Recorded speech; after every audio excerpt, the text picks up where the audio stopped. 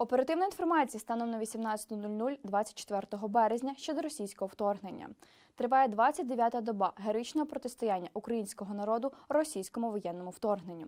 Незважаючи на значні втрати та деморалізований особовий склад, військово-політичне керівництво Російської Федерації не відмовляється від продовження війни проти України. Ворог продовжує знищення інфраструктури мирних міст та сіл України, грубо порушуючи правила ведення війни та нехтуючи виконанням вимог міжнародного гуманітарного права. За наявною інформацією, серед особового складу Збройних сил Російської Федерації постійно проводиться пропагандистська робота, яка нав'язує думки, що війну необхідно завершити до 9 травня 2022 року.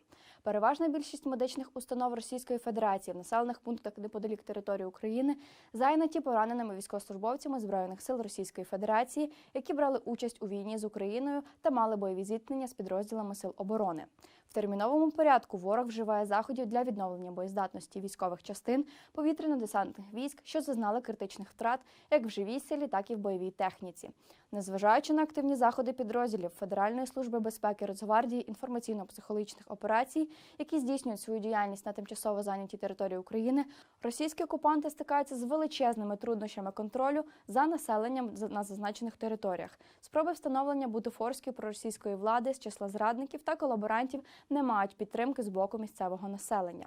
У невизнаній Придністровсько-Молдавській республіці російськими кураторами місцевої влади поширюються чутки про втягнення в Придністров'я у війну з Україною. У тимчасово окупованій Автономній Республіці Крим у розташуванні 126-ї окремої бригади берегової охорони відбулася прощальна церемонія одночасно із близько 100 загиблими особами зі складу частини. Також подібні заходи нещодавно відбулись і в матросському клубі міста Севастополя, де прощались із загиблими у війні проти України морськими піхотинцями Чорноморського флоту. У місті Докучаєвськ Донецької області окупантами створено фільтраційний табор для цивільних осіб, які намагаються залишити Маріуполь.